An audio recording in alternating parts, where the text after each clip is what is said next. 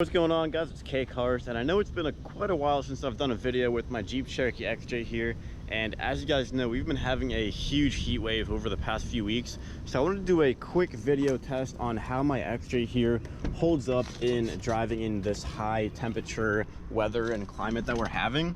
So also for some context, about a year and a half ago, or around 2 years ago, I had a lot of the cooling parts replaced on my XJ here. Now this is a 2001. It has about 107,000 miles on it. And about 3 years ago, before I got the cooling parts replaced, I was having a bit of overheating issues. It wasn't really super terrible, but you know, sometimes whenever I was driving in a high temperature day, I would get like steam or like smoke coming out of the front grille. And then it would kind of just like bog down and just idle really rough. And pretty much anytime that happened, then I shut the Jeep off and I tried to start it back up, it would just idle very rough, like it was misfiring or something. Pretty much it had no throttle response or anything like that. I couldn't really drive it once that happened. So I decided after that happened, it was probably a good time to get a bunch of the cooling parts replaced. So if I remember correctly, pretty much we got everything replaced except for the actual radiator. So we got a brand new water pump, thermostat housing, we got brand new hoses, we got the coolant flushed. Those are pretty much the main parts that we got replaced. I might have been forgetting like a few small things, but you know, those are pretty much the main parts that we did get replaced. And I have to say, after getting the coolant flushed, getting a brand new water pump and a brand new thermostat, it's been running absolutely flawlessly. Even on hot temperature days like today, you know, it's probably getting close to like 100 today. It's probably in the 90s right now. And I'm actually on my way to the car wash right now, and I haven't had any overheating issues ever since we got the cooling parts replaced.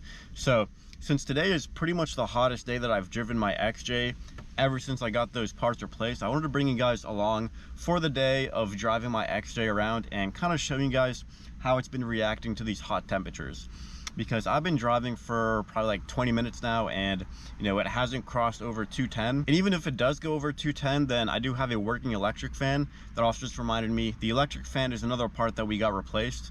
And you know, for some reason the electric fan just had so much resistance whenever I first got this Jeep.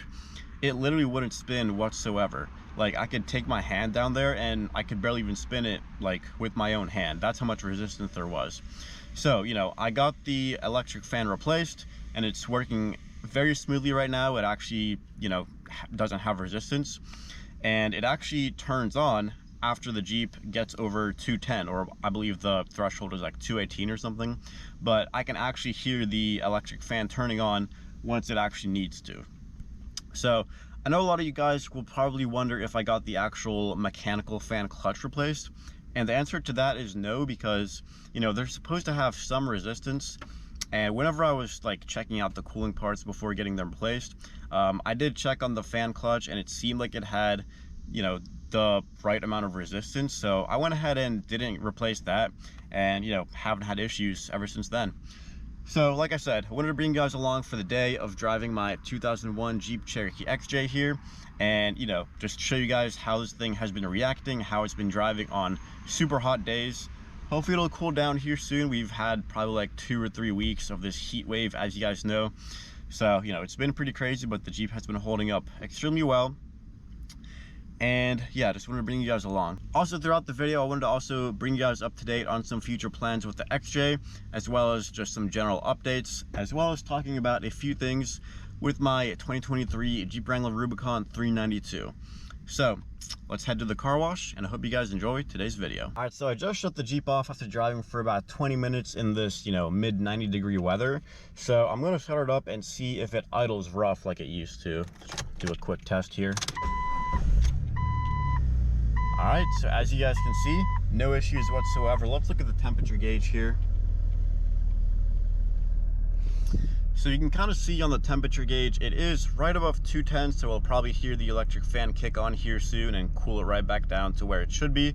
So, you know, it's, you know, really happy with how it's been running so far. Let's head to the car wash and get this thing all clean. Let me show you guys what this thing actually looks like first, because this thing definitely does deserve a wash. And you guys know I don't really do any kind of crazy off-roading with this thing. Probably can't tell too well on camera, but It just has a whole bunch of water spots from being in the rain and me just, you know, letting it sit. If you look at the hood here, you can see some more of the water spots. You might be able to see it a little bit better right there, but yeah, it's not super dirty. See that a little bit better just from sitting outside in the rain for a bit. You can see the wheels are a little bit dirty as well. So obviously nothing too bad. But of course, since my XJ is my preservation and restoration project, wanted to make sure it's kept nice and clean. So let's head to the car wash.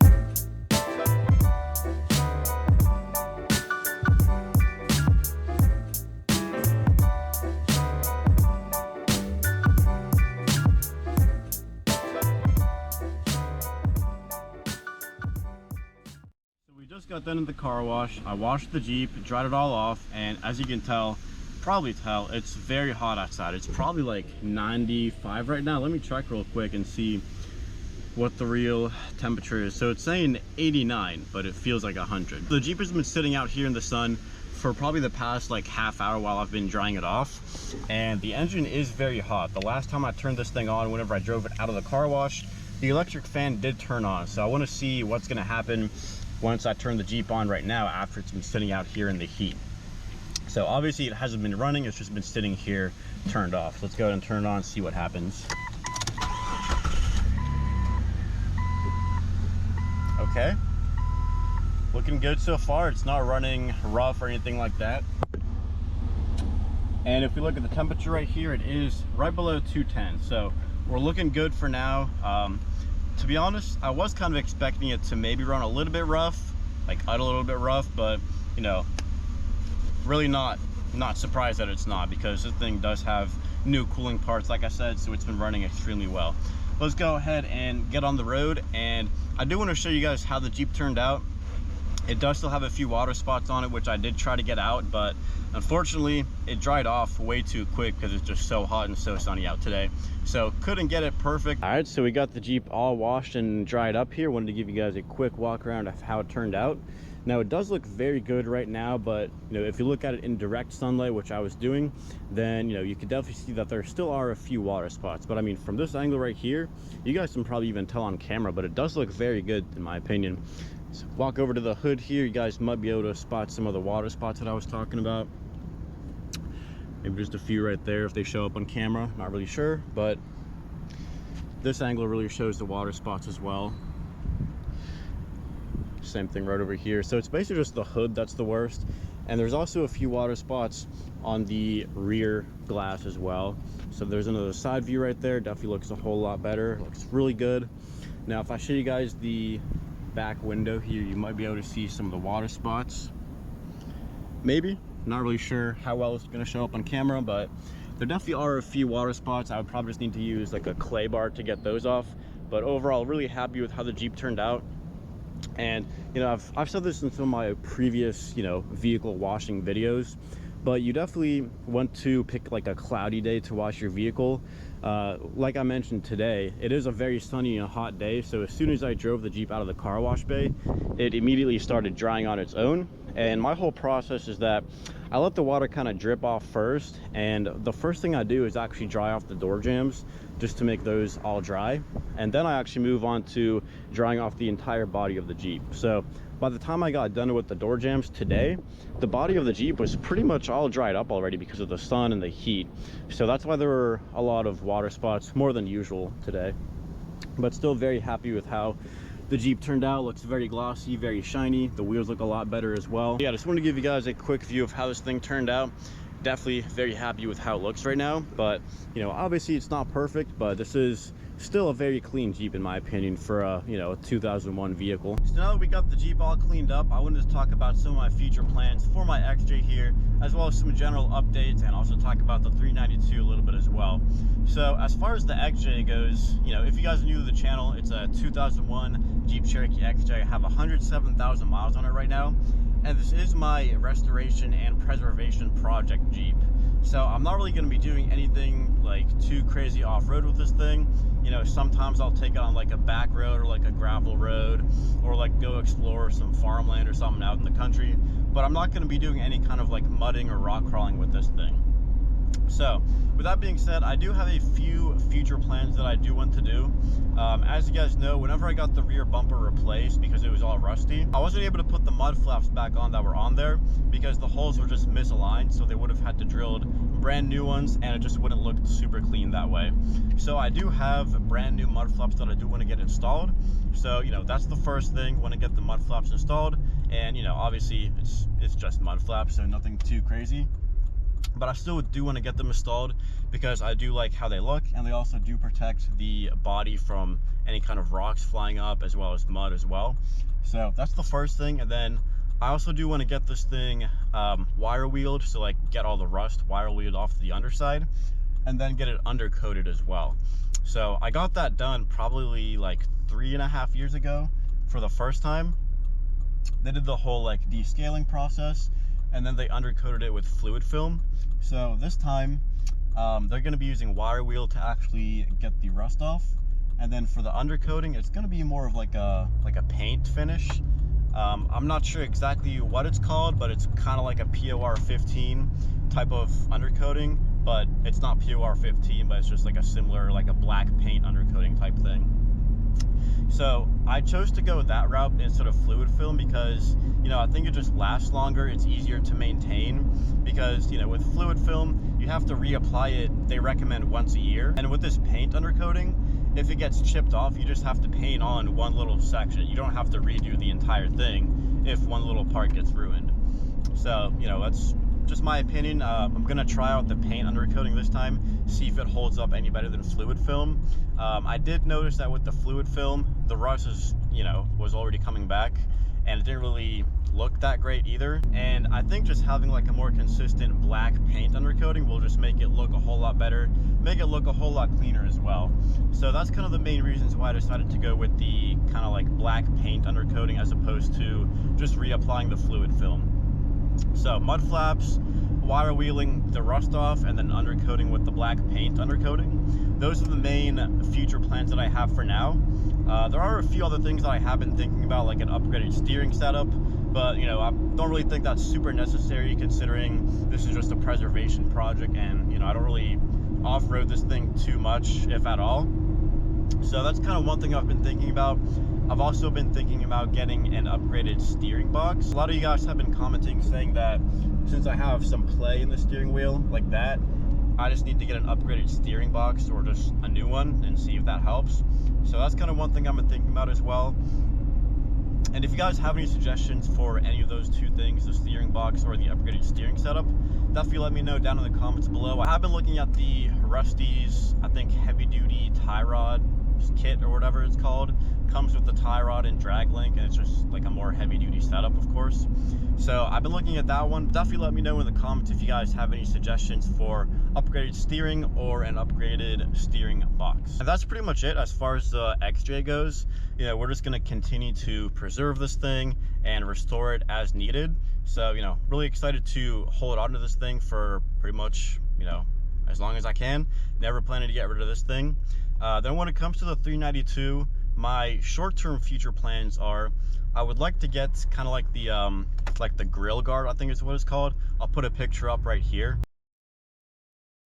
So as you guys see, it's not like the small winch guard, it covers up most of the grill. So that's kind of the look that I was going for. I think it makes the Jeep look a little bit more aggressive. Then of course also helps to protect the grill and then a winch as well once I get that installed. So that brings me to my next point, is that another thing I wanted to get for the 392 is a winch. So I have been looking at the Warn Evo 12S or the Warn Xeon 12S. So one of those two is what I would like to get. I've heard that, you know, the 10S is also a good one, but you know, I feel like the 12S would just be a lot more capable in case I do get into a situation where I need that extra power. So if anybody has any suggestions for a winch for a 392 and I would like to keep it in the stock bumper, then definitely drop those down in the comments below. Like I said, I am thinking about the Warn Xeon 12S or the Warn Evo 12S are my two options for the winch. So as far as that goes, like I said, just the grill guard and then the winch. For the 392, I've also been thinking about getting an exhaust, so probably just like a catback, just to, you know, give it some more sound, because, you know, if I got a V8 in a Jeep, I definitely want to be able to hear it a little bit more than I do right now. And I have been thinking about the Borla Attack catback, which is their most aggressive sounding one. So it's kind of one of my thoughts that I've been thinking about recently for the 392, just to give it some more sound. I think it'll sound really good with an upgraded exhaust like that.